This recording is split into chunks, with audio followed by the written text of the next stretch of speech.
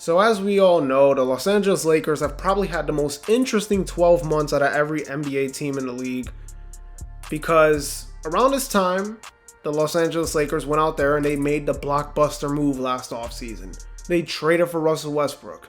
And then they went out there and they signed Malik Monk and they signed Carmelo Anthony and they signed Trevor Ariza, and they were supposed to win 60 plus games and 70 plus games, into, the words of Kendrick Perkins right there. I was even saying they were going to win 50 plus games. They were going to be a top 3 seed, a finals contender. Russell Westbrook could potentially change his ways because it's LeBron. LeBron can make any player work, right? Yeah, no, it just can't. It just cannot happen. Russell Westbrook just doesn't fit with LeBron James, and it just doesn't work. And there was always a part of me that felt like it would never work. But, there was that other side of me that was like, you know what? LeBron James, right? This is the guy. He is top 2 greatest player of all time, in my opinion. If there's anybody that can make Russell Westbrook work, it would be him. But yeah, it just never worked out well, because Russell Westbrook had easily the worst season of his career. Considering the expectations that the team had for him, the fan base had for him, the expectations he had for himself probably coming back home, it was a disaster. I mean, you were seeing turnovers, you were seeing bricks, you were seeing air balls, you were seeing everything. The man didn't even average 20 points. That's how bad he was. Now, do you need 20 points from him to win? No, not really. You need the 80 to really stay healthy, but still, you couldn't even give me 20 points. You couldn't even shoot efficient, and you were turning the ball over. Definitely not a recipe for a winning basketball team, especially being a point guard, right? So now here we are, basically a year later from when they acquired Russell Westbrook, and the Lakers are trying to move on. It's obvious they want to move on from Russell Westbrook. Now here's the thing though. Teams are not falling for it. Teams are not falling for this trap. They're like, if you're going to give me Russell Westbrook, I need something else with it. I need one of those picks, those 2027, 2029. One of those picks got to come with Russell Westbrook. And right now, the main rumor or the report that is going on is the Indiana Pacers potentially trading for Russell Westbrook and giving up Miles Turner and Buddy Hield to LA. Now, from a Lakers perspective, this would be a W trade. 2 guys that would fit perfectly with this team. Miles Turner, you plug him in at the center. AD, you got LeBron. It would fit well. And he got Buddy Hield, another shooter to add to LeBron's team. It would work perfectly. But here's the thing. The Pacers are like, hold up.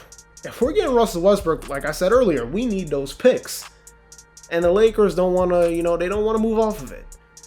Now, I understand why the Lakers don't want to move off of those picks, because those picks are 2027, 2029.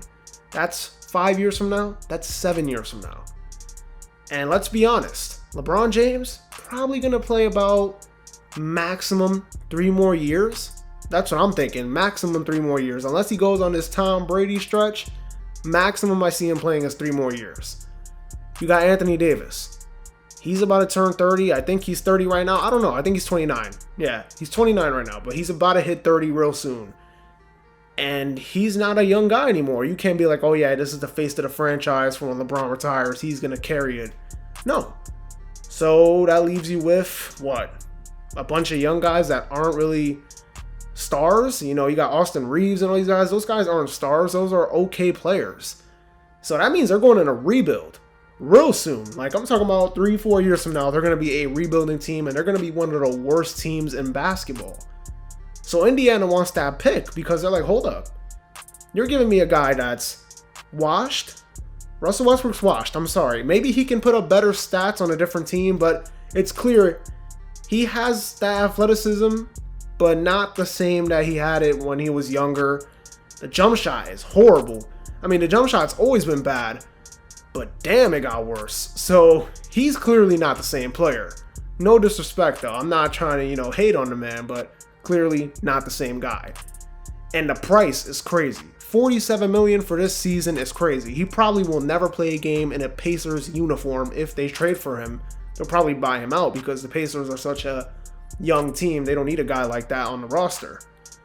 But the thing is, if they're like, all right, hold up. If I'm going to pay this man for his contract this season, I need something.